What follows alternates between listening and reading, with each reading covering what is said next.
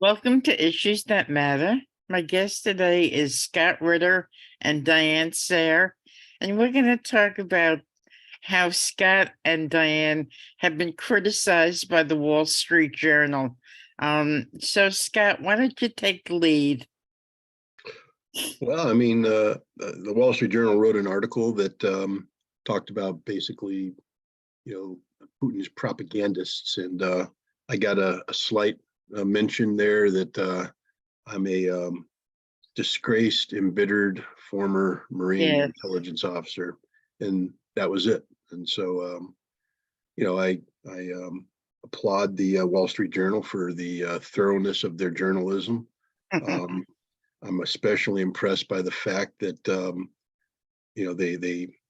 they failed to mention that back during the lead up to the Iran-Iraq war, not only did I write consistently for their pages, but I met with their editorial board and humiliated them because they were articulating for a case for war against Iraq based upon their interpretation of the biological weapons threat posed by Iraq. And it's always interesting to watch journalists who are experts in nothing, literally nothing, try to tell somebody who spent 7 years leading up to this meeting, who investigated every aspect of this issue with a thoroughness they couldn't even begin to understand or comprehend, that I was wrong and they were right, and I obviously didn't know what I was talking about. I couldn't see the facts straight, etc. So, when it comes to the Wall Street Journal, I continue to be not impressed by the ideological bent of their commentary. I would point out that the article was written not by a real Wall Street journalist, but I think a man who literally epitomizes the concept of pro-Ukrainian puppet. Guy writes for the Atlantic. His record is that of an apologist for the odious neo-Nazi ideology that currently resides in Kiev.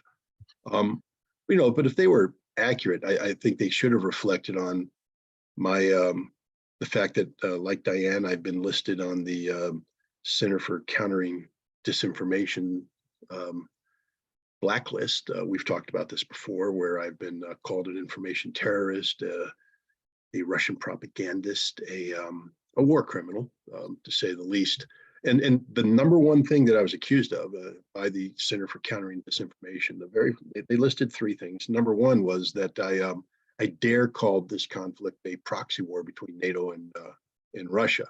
Now, the reason why I bring that up again, because not only to continue to highlight the lack of thoroughness of the Wall Street Journal's reporting, but to point out that the Ukrainian defense minister just the other day came out and said straight up, this is a proxy conflict between NATO and Russia, and Ukraine is providing the bodies, and we need NATO to continue to provide the equipment so we can continue this struggle.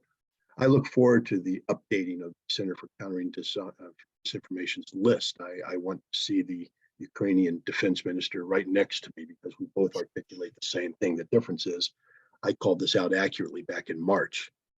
He seems to be a little late to the show. But it seems as though it's not only the Wall Street Journal, it's many major publications that are in line with the whole Ukrainian thing that Russia's to blame, and they don't mention anything about NATO, correct?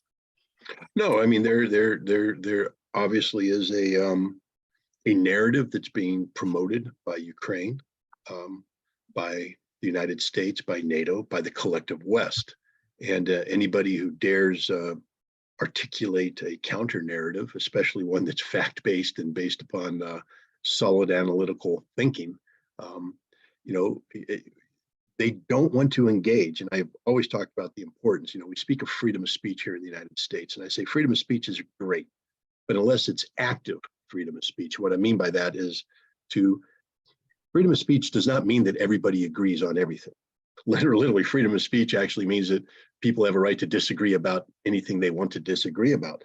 And what transforms freedom of speech from the potential Tower of Babylon chaos, anarchy, everybody just voicing their own thing, is a process that respects differences and allows them to engage in informed, respectful debate, dialogue, and discussion about these issues to work out differences, try and come up with a consensus of the facts and the conclusions so that we collectively can move in a direction, because otherwise we're sort of stuck in neutral, just spinning our wheels, surrounded, choking in the smoke generated by the tires burning. We need to move forward collectively as a nation if we're going to succeed collectively as a nation. And freedom of speech only works in facilitating this process if we engage in it responsibly. Debate, dialogue, and discussion. I'm somebody who says the Wall Street Journal can say whatever they want. That's freedom of speech. That's the beauty of it. Please stake out your position as you did, but don't then dismiss people who have a different take.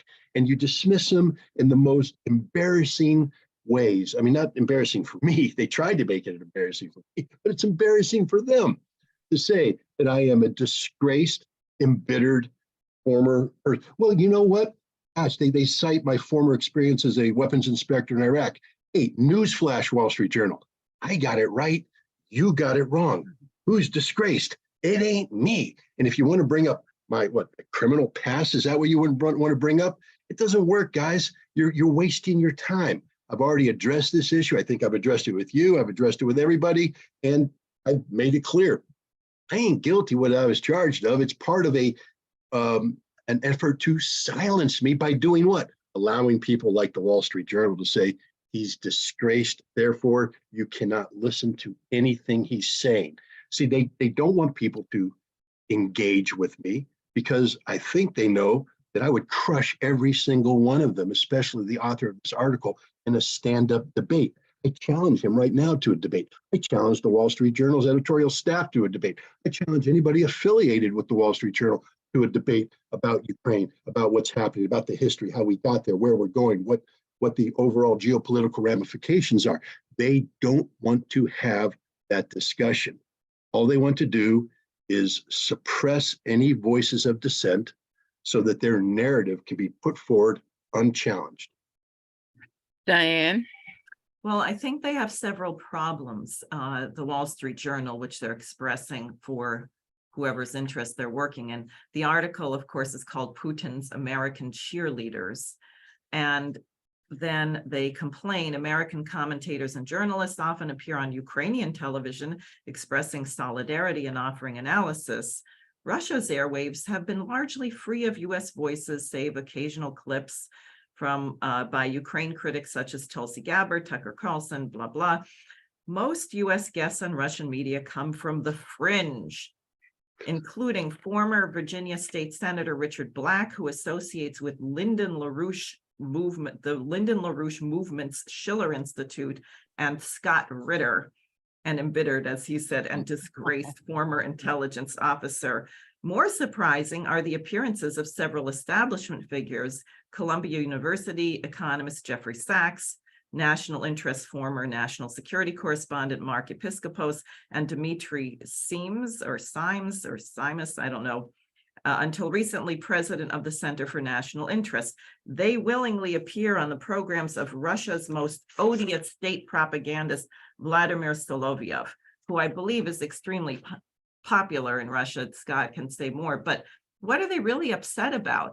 They're upset that they're losing the propaganda war in the United States. And they have deployed thousands, maybe hundreds of thousands, I don't know, of Ukrainians to try and control the narrative here.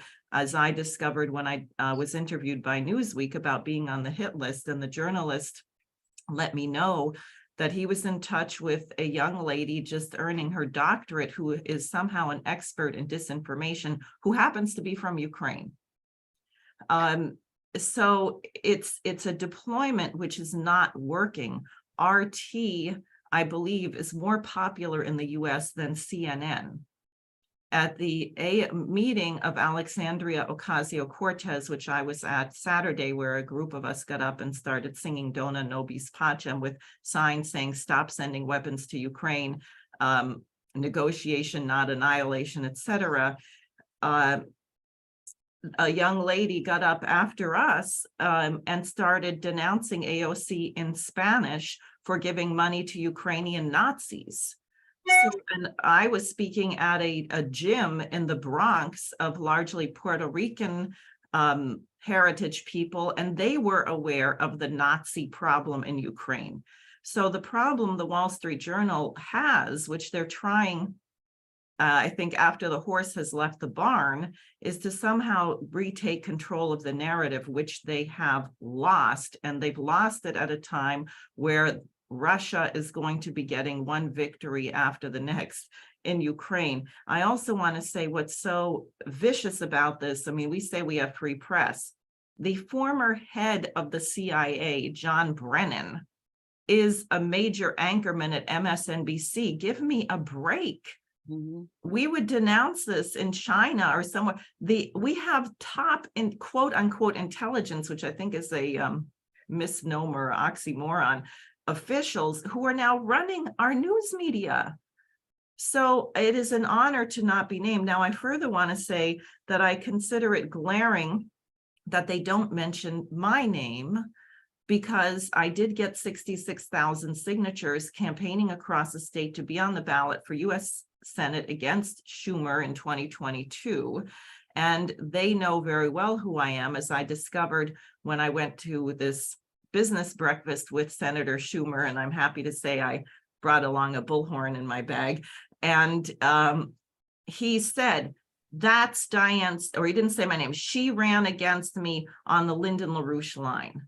So we're not the fringe. They are acutely aware of who we are. We have taken the narrative. We have a new Congress where there are some people who really want to cut off funding for Ukraine, at which point this war would be over extremely rapidly, and they are in trouble. And then the last thing I'll just say is there was just a big conference by a human rights organization in Russia, and they're saying that 94 journalists have been killed in 2022, and that anyone who is trying to truthfully cover the situation between Ukraine and Russia is getting attacked. That's the significance of, or killed. The CCD list that Scott mentioned, and the Mirotvorets list, which is that list on steroids, I guess you'd call it. But one of the reports was a French journalist, Adrian Boque, who they say became a victim of an attack by Ukrainian law enforcement officers in Istanbul. Two unknown individuals grabbed him on the street and attempted to cut his throat with a knife. And this is only typical of what happens to people. So I think it's outrageous. The Wall Street Journal is on the wrong side in history. They're aiding and abetting a fascist attack on freedom of speech, and they're putting us in danger of nuclear war. And I think the American people are smarter than this, but we have to mobilize to successfully change the policy.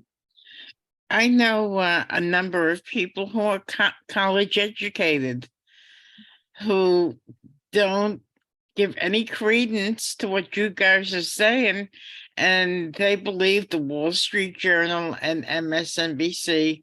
So how do you counter that? I know you, Scott and Diane, have been on this show many times, but overall, you know, they drown out your voices. What do you think can be done, Scott? Well, I mean, first of all, in defense of these people, and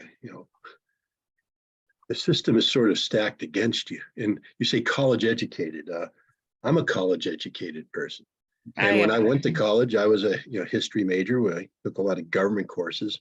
And I was actively encouraged to subscribe to both the New York Times and the Washington Post, getting that good college discount. And I was told that I can quote either one of these papers as sources in anything I write. They were given that that much credence, credibility, and I did so. And so I was trained in college to treat the mainstream media as a reliable source. And when you leave college and you begin to enter into life, and you're dealing with the complexities of life, marriage, kids, work, etc., whatever time you can allocate to news, you fall back on established practices, which is to access that which society has told you is reliable.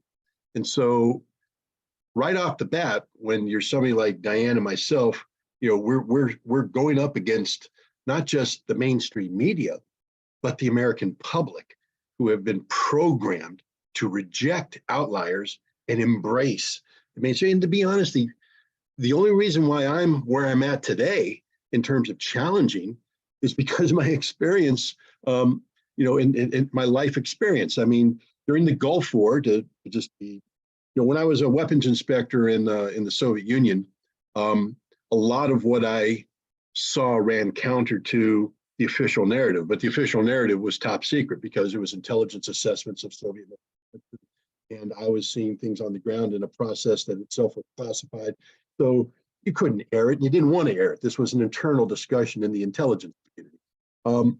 During the Gulf War, it got a little bit more personal, and because I was charged with hunting down Scuds, Iraqi Scud missiles, and I played a very prominent role in this, and I can tell you right off the bat that we knew at the time we weren't killing any Scuds, either on the ground or shooting them down with the Patriot missile. And yet, if you saw the newspapers, we were shooting them down by the bushelful. And if you read the press accounts, we were destroying. I mean, at one point in time in early February, we had destroyed 64 Scuds, the Iraqi Scud launchers. The Iraqis only had 19, and at that time, all 19 were working. So there was something wrong there. So I began to realize at that point in time that there is a disconnect between reality and that narrative, which is being pushed by whom? Who is talking about Patriot kills? Who is talking about Scud kills? It's not the press speculating. Somebody inside the system is feeding them this information for the purpose of shaping a narrative that is 180 degrees distant from the truth.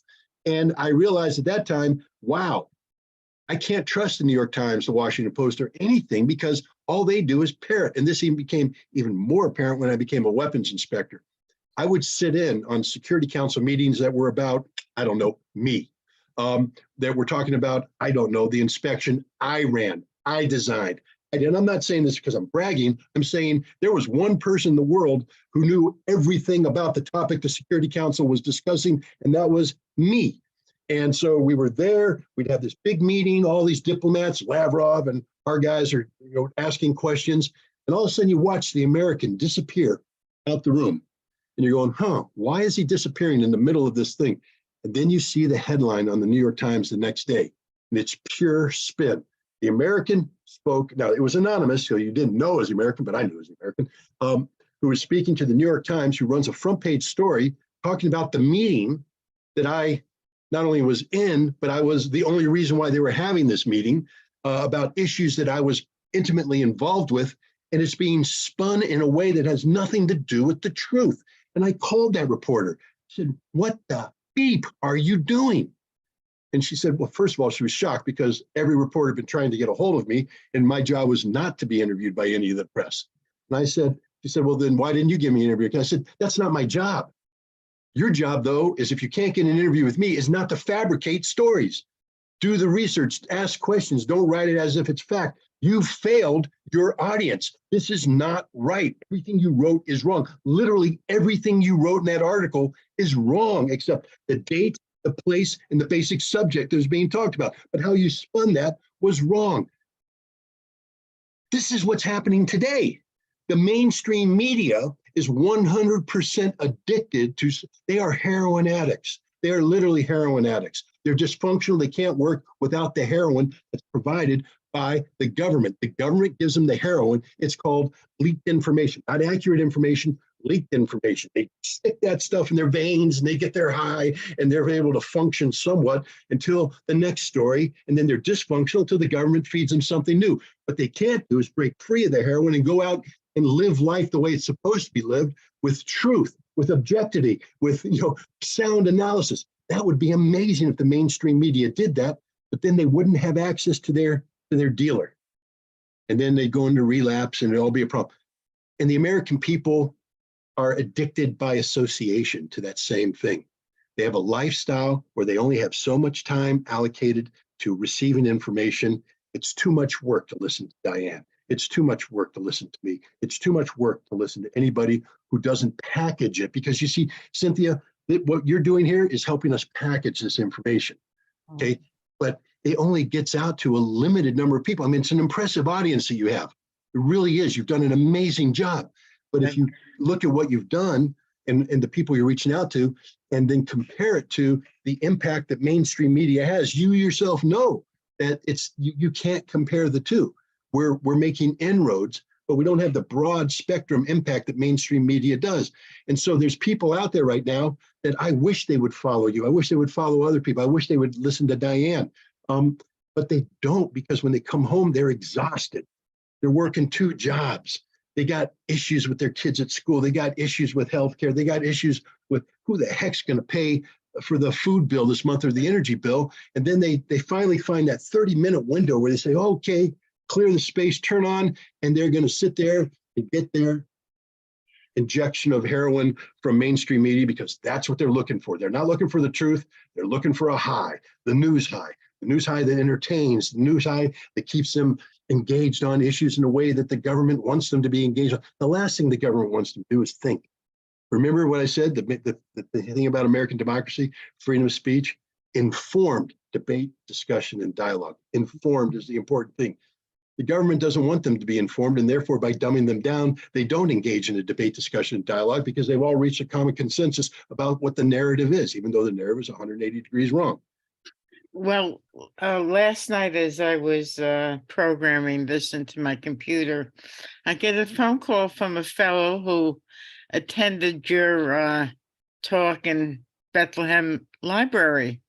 And we talked about what you said, and and he thinks that the whole thing is true from the media standpoint. So I said, I'll send you the link to my YouTube channel. You take a listen to what Scott has been saying and then let me know. And it'll be interesting after he does listen to a couple, if he could change his mind, So Diane, what do you think? I think Scott is correct. This is the difficulty that people face. But I also think there's a certain element of fear. I mean, look, I just went through all right, so a journalist almost gets his throat slit in Turkey. Maybe journalists are not quite being murdered in the US, although I can think of cases which I'm suspicious about. We have Julian Assange sitting in prison. So I think there's also a phenomenon where people know what the media says, and therefore they know what they're supposed to be overheard saying, even if they don't believe it. And it takes a certain amount of courage to say, and I know that they're fearful, because people have whispered to me before they know what my position is on Ukraine and Russia, which I'm not shy about expressing, but people who I've just met say, that situation between Ukraine and Russia, it's not what they say in the press. And that's as courageous as that's the most they dare to say until they know if you are on the same page as them. So we've had a terrible damper put on exactly what Scott was saying, this question of debate.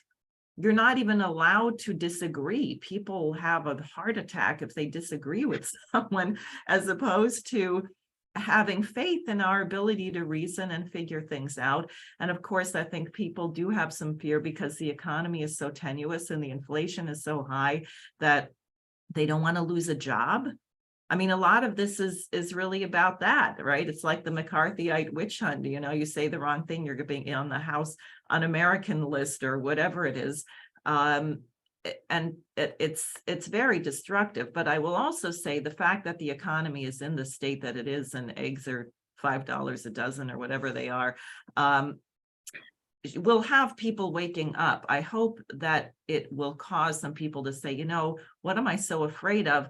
I'm not making it now. I can certainly see the media is lying to me about the economy, because all we ever read in the press is how we're having this great recovery and everything's wonderful, and raising the interest rates is stopping inflation. And, and I can see that not only myself, but everyone around me is suffering the same thing. So maybe what they're saying is not true. maybe we should look for an alternative viewpoint, an alternative policy. And I think that's happening more and more, which is why, I mean, everything Scott does has tens of thousands of views and probably more. They're probably shadow banning a lot of the material. And as I said, I do think the Congress can be moved. We have to move this Congress. People should not throw up your hands and say it's hopeless. You should be in touch with your representatives all the time to cut off the weapons to Ukraine. We've got to get this done. We've got to get them to stop it. Can I Okay, just say something Go real ahead. quick, Cynthia? Diane talked about fear, and it's real and it's visceral. I give you an example. This past week, not this Sunday, but a week prior, the 15th, I was supposed to speak at the Russian Samovar, which is a restaurant in New York City. It's something we had booked back in October, and they were enthusiastic about it. And the topic was going to be disarmament in the time of perestroika, my book. It wasn't going to be about the war in Ukraine, just that. But because of the Bethlehem's talk that you talk about, which I gave a week prior in Bethlehem Library, the pro-Ukrainian crowd threatened this lady, and she had to cancel the event. And that's fear. And Diane talks about journalists. There was an American journalist named Marie Colvin. I don't know if everybody's familiar with her, but she was a war correspondent. She had lost an eye in her reporting, and she was killed in Syria. She had snuck her way into Syria. Remember, Syria is a sovereign state. She said, "I'm not going to get permission from the Syrian government because they're the enemy." She snuck her way in using the Muslim Brotherhood into an urban area that was in the midst of a war between the militants and the Syrian government. She co-located with the command and control element of this group, meaning that she's there where they're broadcasting their radios and they're broadcasting TV signals, et cetera. And the Syrian government did what they call direction finding. They located the place where these signals were emanating from, and then they hit it with artillery, and she was killed. The U.S. government was outraged, as was the entire journalistic world. They pressed for a lawsuit, which they won in a court because the Syrian government, again, the one thing that a lot of people do is challenge it in the U.S. court, and then the other side doesn't challenge it because you can't. How does the Syrian government come to the United States and participate in the legal process? So void of a challenge, the court found in her favor that she was murdered by the Syrian government. The reason why I bring this up is we so readily accept the notion of targeted assassination of journalists, even when it didn't occur. She was not targeted by the Syrian government. She chose to co-locate with a legitimate military target, and she paid the consequences. Unlike journalists who are operating in the Donbass today, American journalists, Canadian journalists, Russian journalists, people are coming in and simply reporting about the war. They stay in a hotel that is not a command and control center. It is simply a place where they reside, where they rest. But the U.S. knows they're staying there, and the U.S. passes the targets to the Ukrainians, who then attack the hotel for the purpose of killing these journalists. And a lot of journalists have lost their lives there. Some of them lose their lives because they take the risk of getting close to combat areas. And when you do that, you roll the dice. I mean, I'm sad they're dead, but hey, you knew the risks when you did it. But others are being killed simply for what they're reporting. They're being targeted for what they're reporting. And this is wrong. It's part of the suppression of free speech. And remember, free speech isn't just our ability to speak, but it's also our ability to receive data. That's part of free speech too. And when you go out of your way, the United States government, through their Ukrainian proxies, target journalists who are putting out a competitive narrative that happens to be fact-based and challenges every assumption made, and you try to kill them, you're suppressing the free speech of the average American. Because again, free speech doesn't work if I'm only allowed to stay in my home and shout out in the confines of my house whatever I want to shout out. People say, well, you have free speech. Well, not really. Free speech is when it can articulate this amongst the public, the right to associate. And associate means not just me speaking, but me listening. And we are suppressing the basic fundamental notions of free speech by denying the American people access to reporters who dare report in a manner which is counter to the narrative. Remember, The best way to do that, if you don't like what they're saying, is through debate, discussion, and dialogue. I would love to see 5 journalists reporting from the Russian side in the Donbass come up against any 5, pick them, all the Pulitzer Prize winning journalists you want in the United States and the collective West who've reported on the Donbass. They don't have the information, the accurate information in the single pinky of one of these Russian reporters. Put 5 on 5, it'll be the quickest debate victory the world has ever seen, because these pathetic little Pulitzer Prize winning toadies would get crushed factually and in terms of the overall quality of argument by their Russian counterparts. And that's why they're being targeted for assassination, not just from the mere thwarts list, but active assassination by the United States through the Ukrainian military, targeting the places of their work in the Donbass. Diane? Well, I think in a sense, I want to go back to what we want, or human beings. I think that at least 99%, maybe more, of the people on this planet do not want to live in a state of perpetual war. They want their children to be able to grow up safely, able to do normal things that children do, play with their friends, learn to play an instrument, conduct experiments in the basement, whatever, play baseball, whatever children want to do that helps them develop their mind and develop their talent to become adults who contribute to the betterment of mankind as a whole. And we have all these different language groups, different cultures, but you can find breakthroughs of Renaissance in almost every great civilization. Why has China existed for thousands of years? What was Tilak working on in India centuries ago? There are contributions that have been made from every culture, and therefore there should be a certain kind of respect for both the equal potential of every single human being born on this planet and the diverse contributions that can come from others. And somehow there's a denial of this, that some little group of people has put themselves in a position of power because they have a lot of money, which is a really arbitrary construct that wasn't given them by God, right? They created an arbitrary system which gives them a bunch of power to impose the most hideous suffering on huge numbers of people. And somehow mankind has got to get out of this dynamic. And I think that's what people of goodwill want. And ultimately, that is more powerful than evil. The danger we have right now is that the people committed to this evil and untrue outlook have nuclear weapons, they have biological weapons, they have chemical weapons, and they are capable of annihilating the human race, which is another reason why the 99% of us who do not want the annihilation of the human race, who are not feeling particularly suicidal or homicidal, really should figure out how to get together and put an end to this. And I think we have to remind ourselves we've come to accept very, very low and degraded standards of behavior in this country. I think about the New York Post every other day publishing something about the Idaho killings. And I just make a point never to open those. Why are they doing that? Because they can sell ads.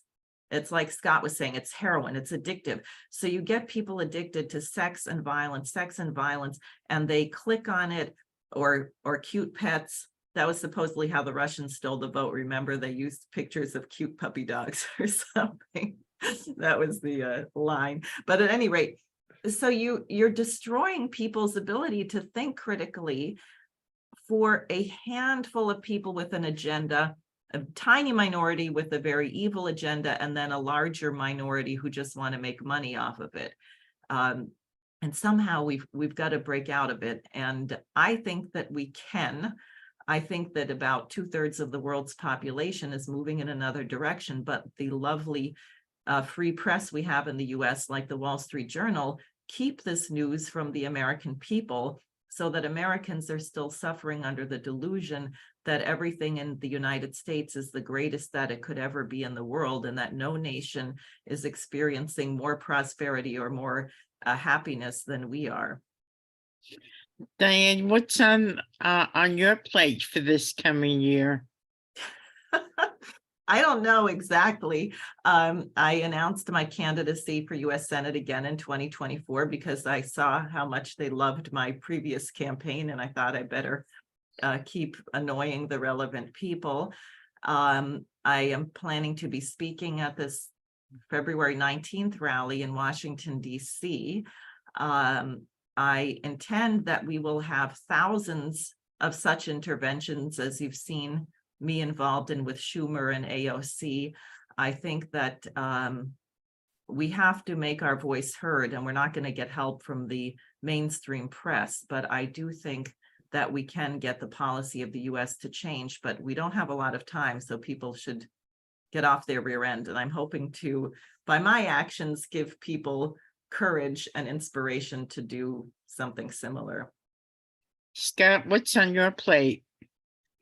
Well, I don't know. I mean, Diane has just done an amazing job of exposing me as the Russian propagandist that I am, because I am guilty of using my little dog Maverick as clickbait on my YouTube stuff. So I'm done. I knew it. Diane just purged me. And the other thing I want to say to Diane is, if you knew what I was doing in my garage with my 4th grade chemistry set back when I was a kid, you would not ever want that done. It would get me on the terrorist watch list today. So, but no, in all seriousness, you know, the war in Ukraine has, it's horrible. It's tragic. It's, I wish it could happen. I'm not responsible for it. What I have done, like Diane and others, is speak out against it. And as a result of that, I've been given a platform that I otherwise probably wouldn't enjoy, access to people, etc. I will continue to speak out about this conflict, but the conflict is going to go the way it's going to go, whether I say something or not. What I plan on doing is, you know, this book I wrote, Disarm at the Time of Perestroika. I love the book with a passion you can't understand because you didn't live it like I lived it. This is not only autobiographical, it's historical, but more important for today, it's I call it a template of hope.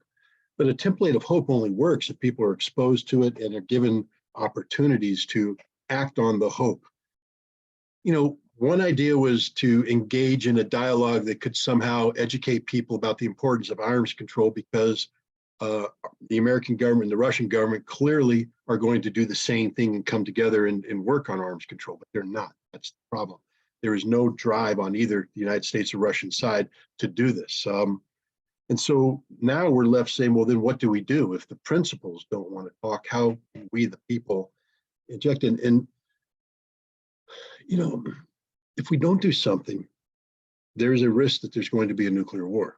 It's not a joke. It's real. I mean, a lot of people, oh, you're fear-mongering, you're fear-mongering. Well, you know what? Maybe, but if I'm right, it's all over. This isn't like, you know, getting it a little bit wrong or the consequence. If I'm right about my fears, the world comes to an end. And so the question is, how do we make sure that doesn't happen? And at this, you know, I said I was canceled at the Russian Samovar, but a wonderful radio talk show host named Randy Credico. Diane may know him. I know him. Diane and Cynthia, you know him. Randy, he said, yes, he came up with plan B. And in a matter of a couple of days, we got another space booked and we held this event. There was a gentleman at that event who brought to my attention something that I had forgotten, that in the summer of 1982, 1 million Americans held a demonstration in Central Park, not against something, but for something, for disarmament, for arms control. And that kind of public opinion helped shape the ability of the Reagan administration to move out of the impasse that existed, because like today, back then, they weren't talking. The Russian, the Soviets, the Americans weren't talking about arms control. They were just not talking. And 1 million people, together with what was going on in Europe, helped create an impetus, a political impetus for arms control. So this is what I'm going to do, Cynthia, this year. I'm going to take my book. I'm going to take it to Russia. It's in the process of being translated right now. And it looks like we're going to get a Russian publisher. Then I'm going to go to Russia. Screw you, America, not American people, the American government. I'm going to Russia. Try and stop me. I'm a journalist. And then I'm going to do a tour where I'm going to take the message of this book to the Russian people. But it isn't just going to be a tour that happens in a vacuum. You know the old saying that if a tree falls in the woods and nobody hears it, did anything really happen?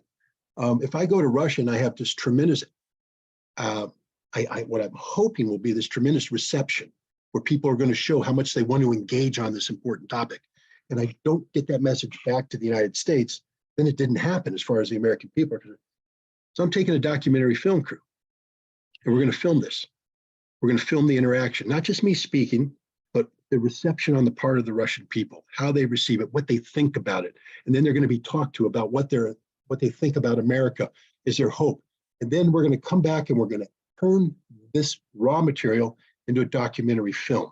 And I don't know what the title is going to be. It might be called Building Bridges. And then I'm going to go on a tour in the United States, and I'm going to show this film to the American people as I introduce them to my book. And I'm going to say, this book is the building blocks of a bridge between Russian people and American people about one of the most important issues of our time, which is disarmament. And then I'm going to encourage a dialogue, because when I'm in Russia, I'm going to try and identify people in each Russian city who want to have this dialogue. Then I'm going to come back and I'm going to go to counterparts in America and identify civic groups and social groups in America that also want to have a dialogue. And I'm going to put them in contact with one another. And I'm going to start that process of communication between the Russian people and the American people. And my dream, and I don't know if I'll be able to do this, but my dream is at some point in time, whether it's in a year, 2 years, 3 years, I'm going to put 1 million American people in the streets of New York City protesting not against something, but for disarmament. And I want 1 million people in the streets of St. Petersburg, Moscow, and Russia, not protesting against things, but in solidarity with their American friends about disarmament. And if we can't, if the Russians and the American government aren't going to talk, then we, the people of the United States and Russia, need to find a way to send a signal to them.